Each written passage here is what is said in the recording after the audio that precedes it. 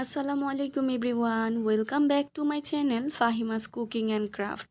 আজকের পর্বে আমি আপনাদের সাথে শেয়ার করতে যাচ্ছি মজাদার একটি ডেজার্ট আইটেম। সেটি হলো গাজরের রাজকীয় স্বাদের পায়েস বা ফিরনি। এই ফিরনিটি আপনারা ইফতারে ডেজার্ট আইটেম হিসেবেও রাখতে পারেন। তো চলুন রেসিপিটি শুরু করা যাক। প্রথমে এখানে আমি ফ্রেশ লিকুইড দুধ নিয়ে নিয়েছি। 1 কেজির থেকে একটু বেশি পরিমাণের দুধটাকে ভালো মতো জাল করে নিব।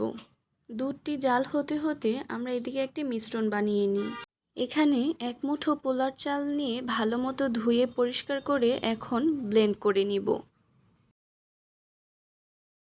তো দেখে নিন, আমি পোলার চালগুলোকে একদম মিহি পেস্ট বানিয়ে ফেলিনি, এটাকে জাস্ট আধা ভাঙ্গা করে গুঁড়ো করে নিয়েছি। এখন জাল করা দুধের মধ্যে পোলার চালের গুঁড়োগুলো অ্যাড করে দিব। এভাবে করে ব্লেন্ডারে একটু চালগুলোকে গুঁড়ো করে নিলে ফিরনিটি সুন্দর ক্রিমি টাইপের হবে।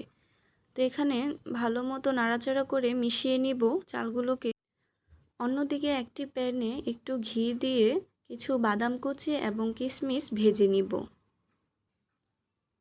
আপনারা আপনাদের পছন্দ মতো বাদাম দিতে পারেন। তো ভেজে নেওয়ার পর তুলে নিব এগুলোকে। এখন একই প্যানের মধ্যে গ্রেট করা একটি মাঝারি সাইজের গাজর নিয়ে নিয়েছি। সেই গাজরগুলোকে ভেজে নেব কিছুক্ষণ। ভাজতে ভাজতে গাজরের কাঁচা গন্ধটি যখন চলে যাবে এবং সুন্দর একটি ফ্লেভার আসবে, তখনই চুলা থেকে নামিয়ে নেব গাজরগুলো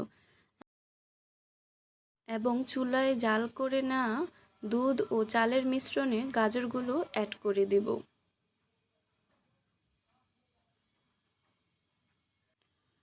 গাজরগুলোকে ভালো মতো মিশিয়ে এখানে অ্যাড করে দেব 1 চিমটি লবণ। আর আজকে আমি ফিরনিটি রান্না করব খেজুরের গুড় দিয়ে, তাই কিছু গুড় একটু পানি দিয়ে ঘন করে জাল করে নিয়েছি। এখন আমি খেজুরের গুড়টিকে অ্যাড করে দেব দুধের মিশ্রণে।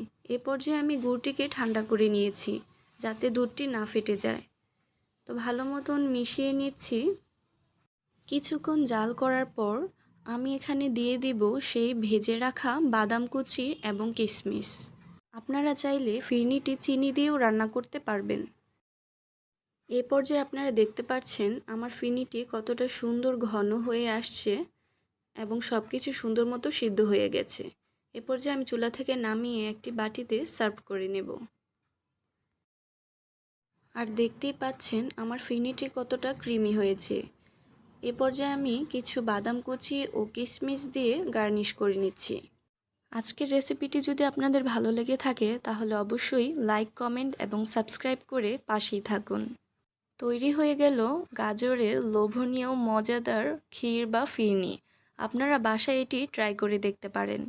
আজ এই পর্যন্তই। সবাই ভালো থাকবেন, সুস্থ থাকবেন। আল্লাহ হাফেজ। আসসালামু আলাইকুম।